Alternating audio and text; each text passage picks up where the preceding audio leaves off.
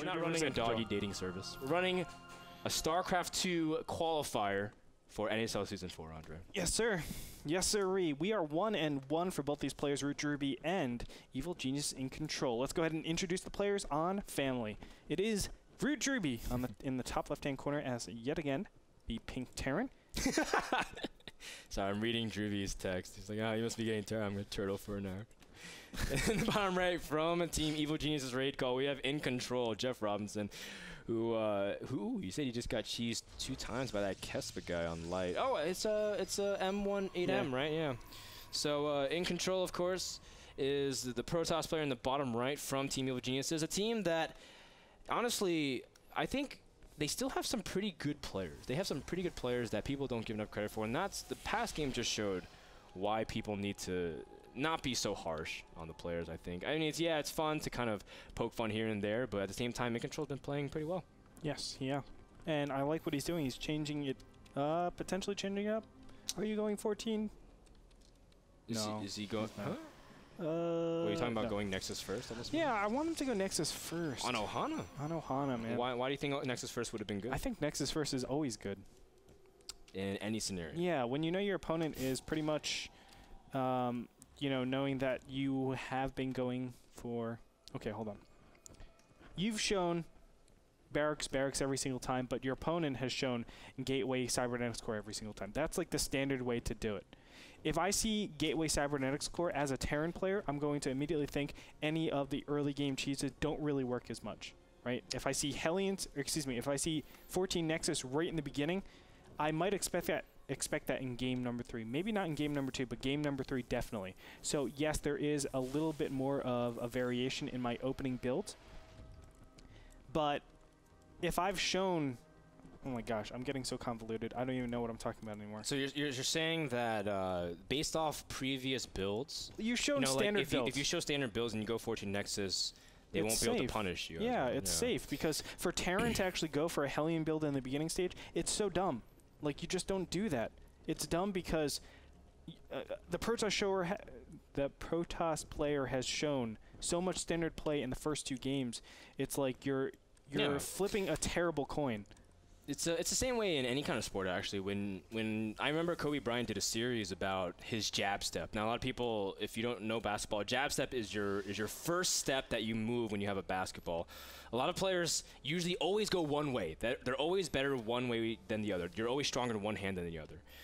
But then there's that one chance that because throughout the game is 48 minutes long, that one time you step left, they're going to be unprepared and you get an easy point. And that's kind of the whole idea where if you prepare so much for that standard play, the one time where you play a little bit greedier, they're not going to expect it, and I think you're going to be safe. Exactly. And there's really no way for the Terran to actually predict something like that. Yeah.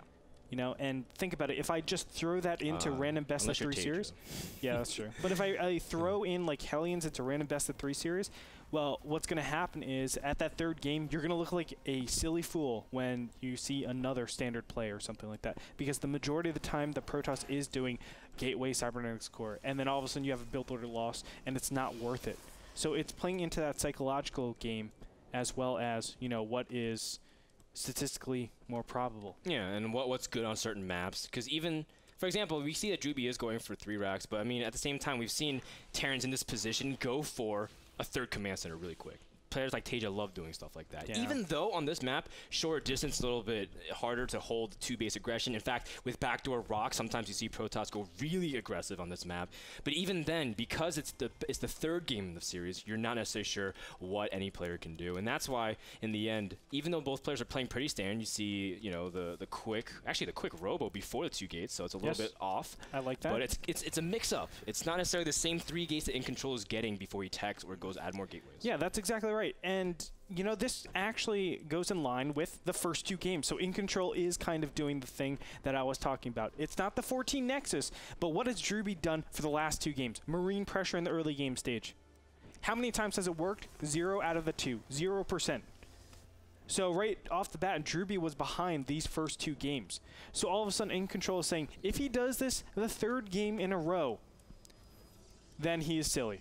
because he's had 2 games where he has good samples that I can defend this. So Incontrol is saying he's probably not doing something like this. Let me go ahead and take advantage of that, get this fast robotics facility. Those 2 last games would have punished this build so badly, but Incontrol, knowing what he saw from the last 2 games, is saying this is safe because my opponent probably won't attack me just because it's been terrible. It's been absolutely awful. But yeah, I mean, with that knowledge, I mean, Control is kind of he has that advantage because Drewbie, I don't think he's going to be prepared for this. Substantially, yeah. Just because if you go for this quick of robotics bay, I mean, yeah, sure, you're going to be really hard. You're going to be really defensive for a while. Imagine those two Marauders and 15 Marines fought against 2 Zealots, 2 Sentries, a Stalker. That would have been game. Absolutely. But at this point, Incontrol has this knowledge. He's able to really zone off. In fact, the fact that he's planning pylons aggressively does Drewbie even know about these pawns? No, but if he did, it just scares Drewbie into thinking he's going to put on more aggression. And you know what? If I was to go back and analyze this game right now, I would actually say that Incontrol has the biggest build order win over Drewbie. I mean, this is a substantial build order win. Drewbie didn't pressure the initial stages. That would have really punished Incontrol, obviously. Because that doesn't happen, the Colossus come out super fast. 3 gateways should be added on immediately, and we should see a Squirtle timing push. And that should be triggered by this observer coming in and saying, wow, factory just about finishing. Yeah. That means you have maybe, 11-minute medevacs? And by the time you actually see stuff, by the time you actually see that I am going to Colossus, I will have 3 of them out. 3 of them out. And if you go 4 medevacs over 2 medevacs, I have 3 Colossus and you have 0 units out in the field. 0 Vikings out in the field. I just lost the game. Oh, Drewbie started a 3rd command center, Andre. Oh my gosh. That's not good at all, just because it's going to be really difficult. Now, it's not impossible for Drewbie to hold it off. It's just incredibly difficult because he has no way to directly answer the Viking, or sorry, directly answer the Colossus without the range of the Vikings. And at this point, Incontrol is actually not even adding on gates. He's just been staying on 3 gates. Yeah, I think he just met. Is he gonna just take a 3rd? Yeah, I think he is. I think this is so silly. I mean, he has the perfect opportunity to win the game. The perfect opportunity. There's no Vikings out in the field. We're gonna watch this starport, okay? Let's all watch it together. 11 minutes, there's going to be 2 medevacs out into the field. That is super late. We also see 3 Colossus all about to be on the field. There's no way that this army can deal with Colossus and Sentries at this point. If these were instead 2 gateways instead of 2 forges, Incontrol would be able to just push on through as soon as the 3rd Colossus actually pops up and win the game. And you can see now 2 Vikings are going to start up directly after this. So no matter what, I mean, Drewbie has to throw down this second starport. Supply block, or he was supply block right before that, so he loses a few valuable seconds. Now, a few seconds may not mean much to you who are watching, but at the same time, it could mean the positioning that keeps Colossus really safe. And now Incontrol is adding on his Twilight Council and his Templar Archives, and the way he's setting it up really does look like he's going to take a 3rd relatively soon. And by doing so, misses a very key window that he could have really exploited the Terran army. Yes, sir. I mean, there should have been an attack happening right now. 12 minutes, actually. I know it's a 12-minute attack. And 2 Vikings are out in the field. That's like the most glorious thing ever. When I was playing Protoss, every single time I did this one build, the Robo first, and against people that I would normally know, but every single time I did the Robo first and someone did something like this, the game would be over. That's why Squirtle actually got so popular, because Terrans were doing builds like this that were trying to take the early game by force, you know, and Squirtle came in and just said, you have no right to do this with getting such a late starport. I'm going to punish you, and he just won the game over and over and over until people started realizing, hey, I need a little bit of a faster starport if I want to defend against this push. Not to mention that Squirtle's got really good micro. Like that, on top of the fact that his build was really good. Yeah. His micro was pretty nasty. You see the War Prism micro on Ohana? Oh my gosh, I was just going to say that. If you guys don't know already, it was like 3 Immortals that were just microed with a Warp Prism, and he took like no damage. Well, he took a lot of damage on the Warp on the Immortals, but he got he just pretty much kept picking up Immortals and dropping them, and it was one of those few instances in StarCraft where I was like, man, that was mad gorgeous. Like, I was like, that was a term I used to say a lot in middle school. What I called, instead of saying like very or super or I would just say mad. Like, that was mad cool, yo. It was my phase that I went through where I tried to be a lot more hood back in the day. If you could believe or not, Andre. I do believe it. Yeah. But another player that's mad good is Drewbie. He's actually been playing this pretty well considering the biggest opening of weakness. He's kind of been feigning aggression. I mean, the way he kept things at the tower kind of been... I mean, the Observer just died from Incontrol, so in a sense, Incontrol feels very insecure. But the fact is, Drewbie now has a little bit of advantage because his third finish a lot earlier. He's able to saturate. He has triple orbital, and he's actually not that behind in worker count either, so he's got a pretty strong economy behind this. And now he's going to get ghosts out, especially with the upgrades in time, because most often in times, Terrans feel like they're behind in upgrades with corner boost. So it's pretty good for Drewbie. Incontrol's passivity actually killed him this game. Not to say that he's dead by any means. Yeah, it's not over. He could definitely win this. I mean, this is a very open game, but right now, if I want to give percentages, I would go 55-45 in favor of Drewbie. And the main reason, as you said, it's because of this expansion over here. Drewbie has been good, still got his Ghost Academy up. He got his essential upgrades. 2-2 is on the way. Incontrol is basically the same state. But now he's pushing out. Now that he has 4 High Templars, it's... I mean, I don't see where the timing to actually attack is right now. You're not going to hit anything essential. I mean, the 2-2 hits, what does that really accomplish? What does the whole beginning game really accomplish? This is a very risky build considering how much time you've given your opponent to basically hard counter your army composition. And without Blink even, I mean, there's so many potential problems that go into this push. Ooh, Blink's not done yet, but Incontrol is going to come from the west side. And of course, Incontrol, or Drewbie backs off, saying, "I don't want to engage just yet." Oh, feedback's on the goes. That could be very critical indeed. And another potential storm lands on almost all of the biomes. It does and connects and kills off the majority of the ground army. Now Incontrol doesn't have to really worry too much about the huge, massive army clump. And instead, he's splitting up his units. His Zealots are going after the SCVs, force fields, and another storm as well, dealing with a huge chunk of the army. And just like that, doesn't matter. No Colossus, no problem. Incontrol now ravaging the economy of the Terran army. Yes, absolutely botched that attack, or that defense rather. Incontrol just reaping the benefits from that. And you can see Drewbie losing his natural. That is so critical from this. Incontrol is in a fantastic position. Also took out so many of those SCVs at the third base. So just like that, I guess Incontrol proved me wrong. He absolutely just swamped his opponent.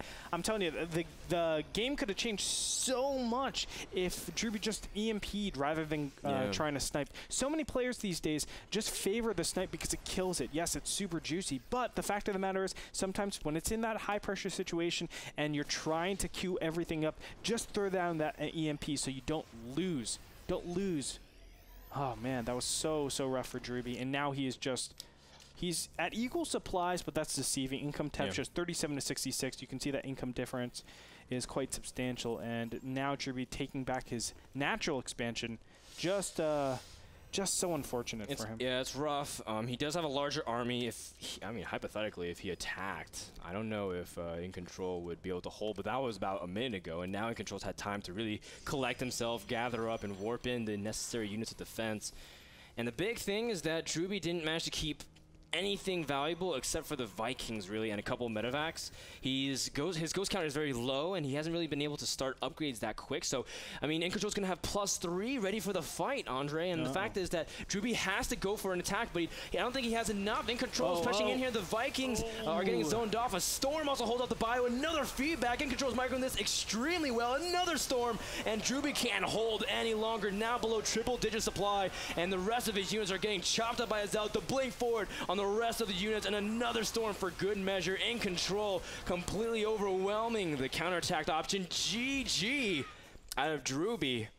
And just like that, Incontrol advances 2-1 after the GG punch. That was, you know what, that game? That was a mad game. That was a mad game. It was a mad game. That was a mad game. Excellently played by Incontrol. I was a little bit scared for that push, but he definitely proved me wrong, and that's why you are the pro player and I am the caster right now. Incontrol, congratulations, and he will move on into the round of 32.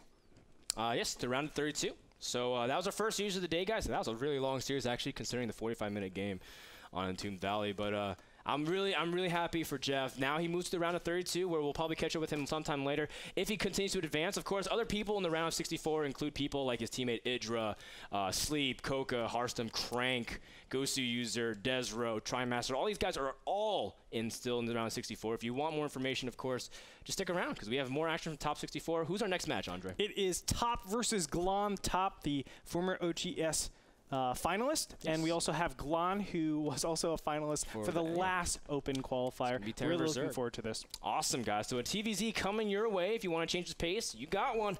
This has been the NSQ number 2, just the first series. We got lots more coming up. Don't go anywhere. We'll be back in just a minute.